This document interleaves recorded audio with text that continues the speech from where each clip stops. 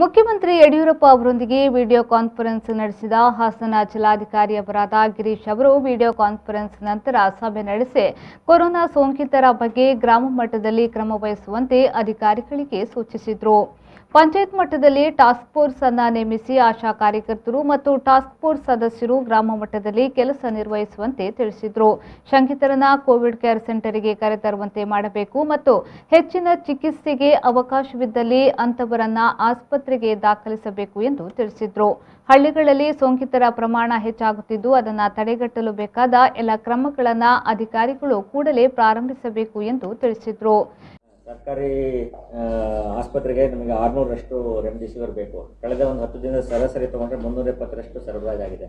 ಒಟ್ಟು ನಿನ್ನೆ ಸುಮಾರು 1200ರಷ್ಟು ವಾಯಿಲ್ಸ್ ಬಂದಿದೆ ಅಂತ ಹೇಳಿದ್ದಾರೆ. ಹಿಂದಿನ ದಿನಗಳಲ್ಲಿ ಕೊರತೆ ಇತ್ತು, ಆಸ್ ಆಫ್ ಟುಡೇ ನಮಗೆ ಕೊರತೆ ಇಲ್ಲ. ಅದೇ ರೀತಿ ಖಾಸಗಿ ವಲಯದಲ್ಲಿ ಹೆಚ್ಚಿನ ಕೊರತೆ ಉಂಟಾಗ್ತದೆ. ಅವ್ರಿಗೆ 450 ಬೇಕಾಗಿದೆ, ನಮ್ಗೆ ಸರಾಸರಿ 172 ಮಾತ್ರ ಸರಬರಾಜಾಗಿದೆ. ಇದನ್ನು ಸಹ ಅವರು ಗಮನಿಸುತ್ತಾರೆ. ಆಕ್ಸಿಜನ್